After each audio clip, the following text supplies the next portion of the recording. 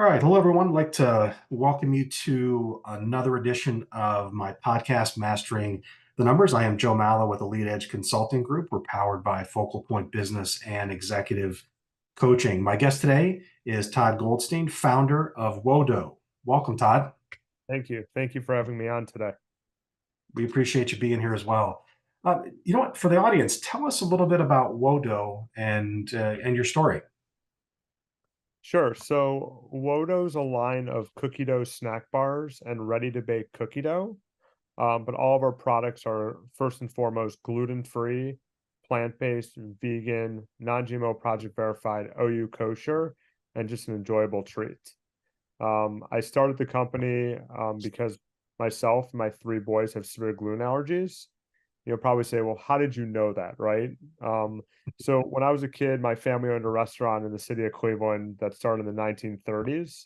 And, just like any entrepreneurial family, nights, weekends, days off school, my parents used to take me down to the restaurant, even as young as 5 years old, much like I bring my kids to the Wodo office today. And they would put me with the baker and they would say, help the baker, help mix cookie dough or make bread. And as a young kid, you'd be mixing one thing, eating the next. And from the age of like 5 until 30, every time I would eat, and I loved eating bread and cookies and cake, I would always be sick. And as a kid, I'd say to my parents, well, I'm really not feeling well. They'd be like, well, eat some more bread, eat some more, croutons or whatever, or crackers, right? Saltines.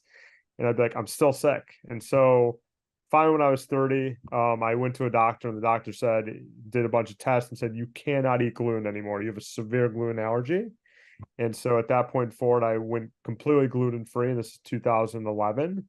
And I lost about 30 pounds. And I never felt sick again. So I could eat and didn't feel sick. And I was like, wow, this is amazing. Like, this is what I should have felt like as a kid and growing up. But it took to the age 30 to figure it out. And then in 2015, my first son Henry was born, and very quickly we found out he had a gluten allergy. And my second son, Grayson, 2017, found out he had a severe gluten allergy. And so in 2018, 2019, I started looking around this, just looking around and thinking like what our needs were as a family, my needs of, what am I missing, right? And it was really a thing I loved as a kid was cookie dough. A thing I saw my kids were missing was cookie dough. And I saw that cookie dough is one of the fastest growing trends in the US at that time. Still today, growing 9% a year. Cookie dough scoop shops popping up in New York and LA and Chicago. But it left people like myself and other people with allergies. It left us in the raw where there was really no gluten-free cookie dough options. So I thought to myself, if I could create a shelf-stable cookie dough snack bar that first and foremost was gluten-free, I think there'd be a real opportunity for both kids and parents alike, and really anyone to indulge in it. That's great. And you're based here out of Cleveland, correct? That's correct. We're based out of Highland Heights. Okay, fantastic. And so you've been part of a family that's been entrepreneurs since the beginning. That's correct. So Yeah, my great grandfather started a restaurant, and then my grandfather ran it for 40 or 50 some, yeah, 50 some years. And then my dad worked there. My whole family worked there until ultimately they all retired in the late 90s. great. Or So it seems like the biggest inspiration to start Wodo was just to be able to provide something to not just you and your family that you were not able to eat, but just to everybody out there that has the same type of allergies. That was the that's biggest inspiration behind it. Yeah, really my kids, myself, and really, most entrepreneurial startups start with someone identifying a need they have and finding a way to solve that need. And in my case, it was, my kids were not going to eat traditional protein bars. Um, I knew that, as a kid, I loved cookie dough, and it's something I also made with my grandparents and my parents, and looking at saying like, okay, here's something we know that everyone loves, but the certain population today, it's 25% of the US eats gluten free, either by choice or by necessity. And so saying like, okay, how do we provide this to those people? That same indulgent treat you remember as a kid, um, in a shelf stable snack bar. And Yeah. that's really how, the product and innovation started. Is this product how is it delivered to the public at this point? Is it in the grocery stores? Is it online? So today, Wodo is sold in about 3,000 retail locations across the US. Locally in Northeastern Ohio, we're in Giant Eagle, Heinen's, Bueller's, Acme, um, Market District. We're also on Amazon, our own website. But part of the evolution has been that we started with our cookie dough snack bar, and then we started getting letters and emails from our customers saying, "Can we bake this?" And we'd say, "Well, you can, but it's not meant to be a baked cookie bar, right?" And so in November, we actually launched a ready to bake cookie dough that sits in the refrigerated section next to Nestle Toll House and Pillsbury. Yeah. Well, I know everybody in our family likes cookie dough. They usually like eating the raw kind. Well, good thing it's all safe to eat raw, and I'll send some for you and your family to enjoy. It's always good. So when starting the company, what were some of the biggest challenges going from a startup to now a very successful business? Well, in starting a company, you make a lot of assumptions, right? Like, I think there's an opportunity here just because me and my family like this, right? And so it's not until you actually get the product into the market and get real feedback, you determine, is there really product market fit? And it took us many iterations to get to that point where, like, okay, we have a product that's ready to actually go into market. So the idea started in 2019. We ultimately did not do our first true scale production run until October of 2020 and didn't launch into market truly until January of 21. So during that whole time period, you're identifying, like, hey, you got version one, and then ultimately you launch with like version 23.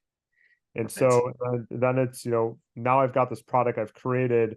How do customers learn about your product? Right. And then, and there's multiple things, right? Not only do customers have to learn about it, you have to convince the retailers to carry your product. So, and then once it's on the shelf, you then have to show the customers, here's now where you can go buy it. Right. Um, and my background is in the startup space. I started a co-working incubator space called Launch House in Northeastern Ohio in 2008. And even though you think you've done everything that you've taught other entrepreneurs to do, you still make mistakes, right? It's almost unavoidable not to make mistakes, no matter how seasoned you are as an entrepreneur. Yeah. Well, I mean, everything gets better with mistakes. You have to make mistakes to improve.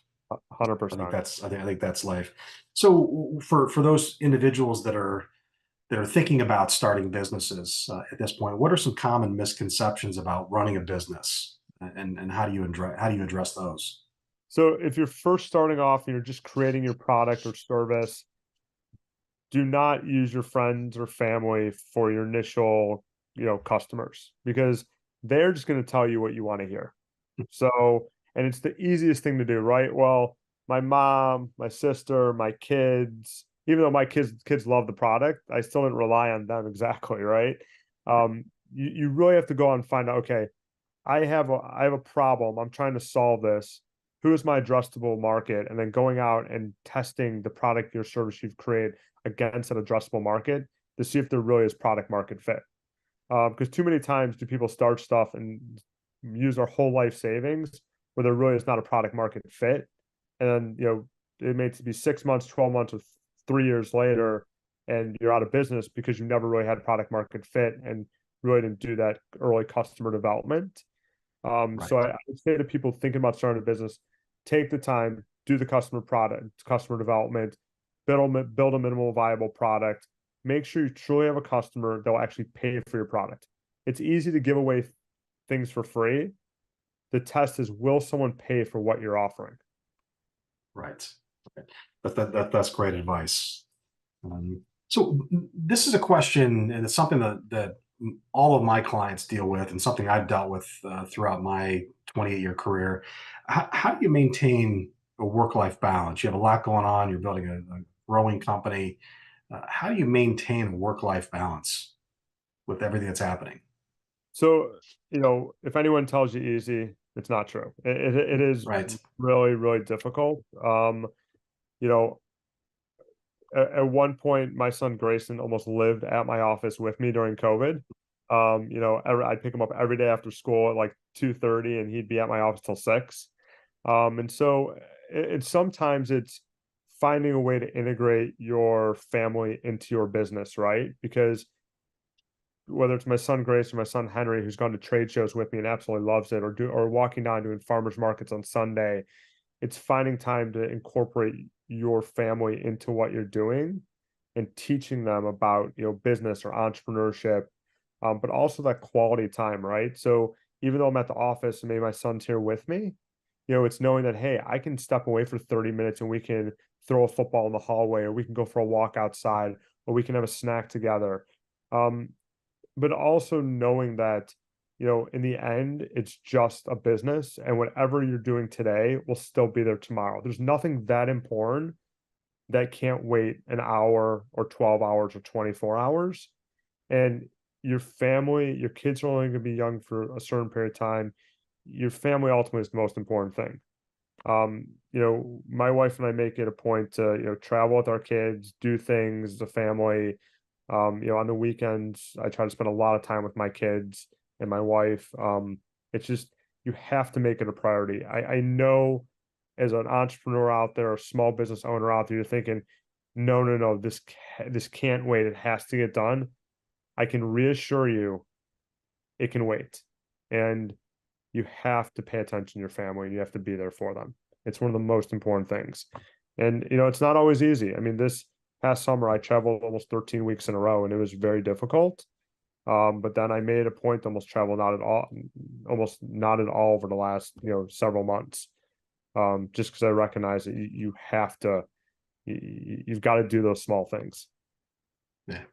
Are you hoping at some point they'll want to be a part of the business? Yeah, I think that's everyone's hope, right? That, Yeah. you expose your kids and they want to be part of it. Um, I was driving my son Henry to school today, and he was even saying that, he's like, when can I come to the office next, right? Or can we do a farmer's market? And so I think if you teach your kids about what you're doing, and it doesn't have to be, whatever it is, right? And get them excited, right? Show them where they play a role in helping your business. I think they will want to be a part of it. And Right. and and most people think, how can a 3-year-old, a 5-year-old, 10-year-old, whatever the age may be, how can they play a role? Well, there's a role for everyone. You just have to show them that role and make your kids and your family feel important in that role they play. Yeah. I've also felt that if kids see how important hard work is to success, it makes a big difference in their lives as well. So that nothing's easy. You have to work for it.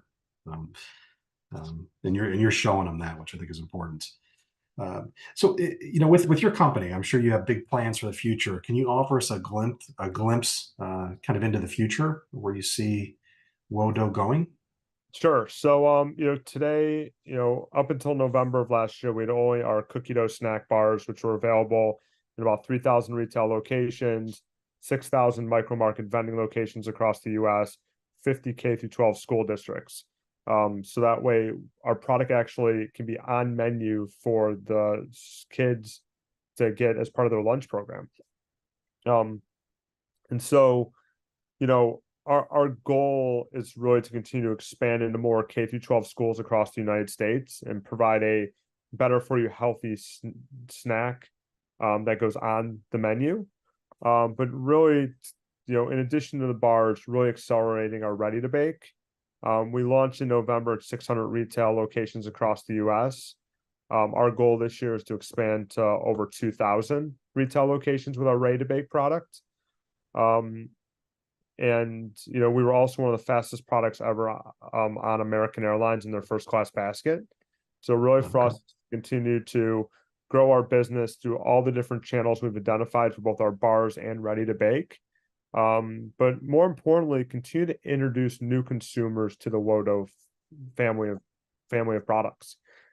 So I always say to people out there that are listening to this podcast or watching the podcast, reach out to me on LinkedIn or connect with me. And let's find a way to get product in your hands, because I promise you, if you try it, you'll be a lifelong customer.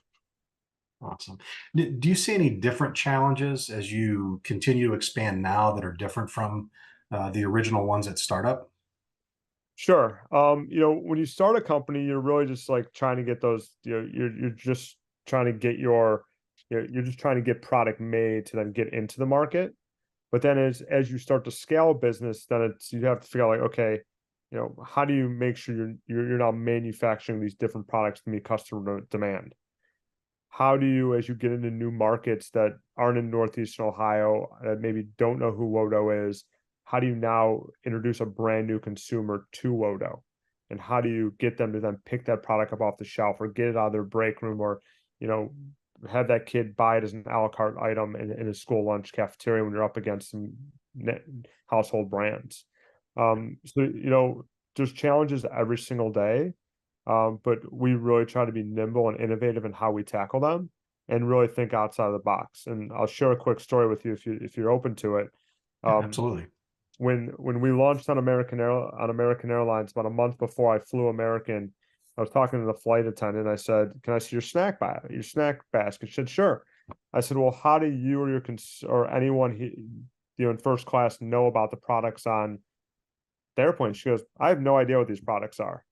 At that point, I knew that she was my advocate, right? And she knew nothing about what was in her basket.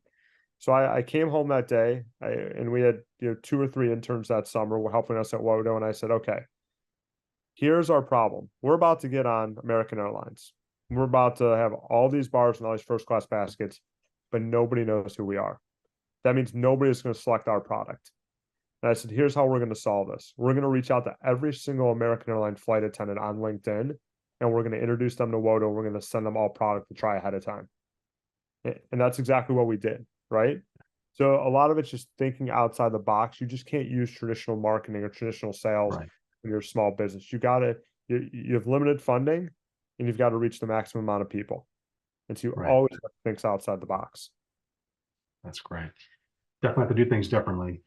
So we're wrapping up here. So there's one final question for the group. What advice would you offer to aspiring entrepreneurs who are just thinking about that journey, or maybe having challenges as a new startup?